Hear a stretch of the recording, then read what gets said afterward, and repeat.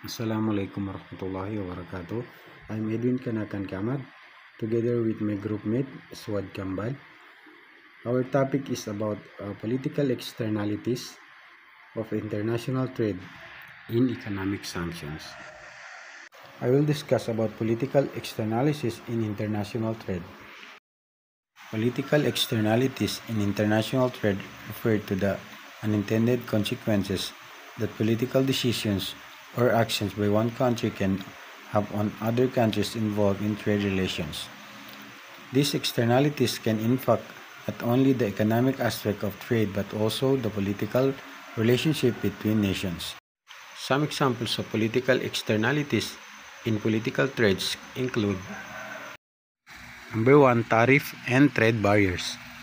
When a country imposes tariff or trade barriers on import from another country, it can lead to retaliatory action and trade disputes. This can escalate tensions between countries and affect diplomatic relations. Number 2, sanctions. The imposition of sanctions by one country on another can have ripple effects on international trade. Other countries may be pressured to comply with the sanctions, leading to disruption in global trade flows. Number 3, trade agreements. The signing of trade agreements between countries can create political externalities by influencing the power dynamics and alliance in the international arena. Countries not included in agreement may feel marginalized or seek alternative partnerships. Number 4, political stability. The political stability of country involved in international trade can also have externalities. Instability or conflict in one country can disrupt supply chains, leading to economic repercussions for trading partners. Number 5, environmental and labor standards. Differences in environmental and labor standards between countries can create political tension in trade relations. Disputes may arise over issues such as environmental regulations, worker rights, and fair labor practices. Overall, political externalities in international trade underscore the interconnected nature of the global economy and the importance of considering political factors alongside economic consideration in trade relations.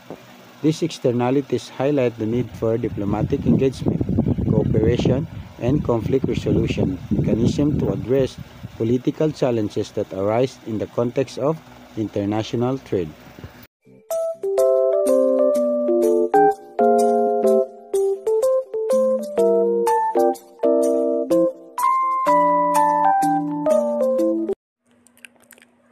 Economic sanction. Ang economic sanctions is ito yung mga parusa or penalties na ipinapatupad ng isa o higit pang mga bansa laban sa ibang bansa, which is ang layunin ng mga sanctions na ito to create economic pressure o magdudulot ng pagbabago sa pamumuno o leadership. Halimbawa nito is gaya ng travel bans, which is, ang travel bans is, ito yung pagbabawal sa pagbiyahe o pagbisita sa ibang bansa. Global landscape. Ang global landscape is, ito naman ang tumutukoy sa larawan o anyo ng daigdig o mundo. Kumbaga, ang global landscape is tumutukoy ito siya sa kabuoang anyo ng kalikasan sa buong mundo at iba't ibang anyo ng lupa at tubig. Halimbawa nito is yung tinatawag na Amazon rainforest. Ang Amazon rainforest is isa siyang malawak na tropical rainforest na matatagpuan sa Timog Amerika. Overview of economic sanctions.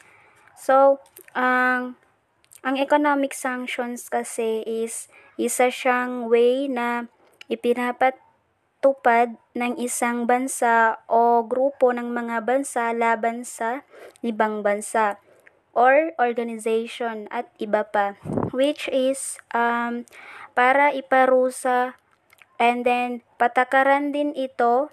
So, mahalagang aspeto ito siya ng pandaigdigang diplomasya at pang-ekonomiya.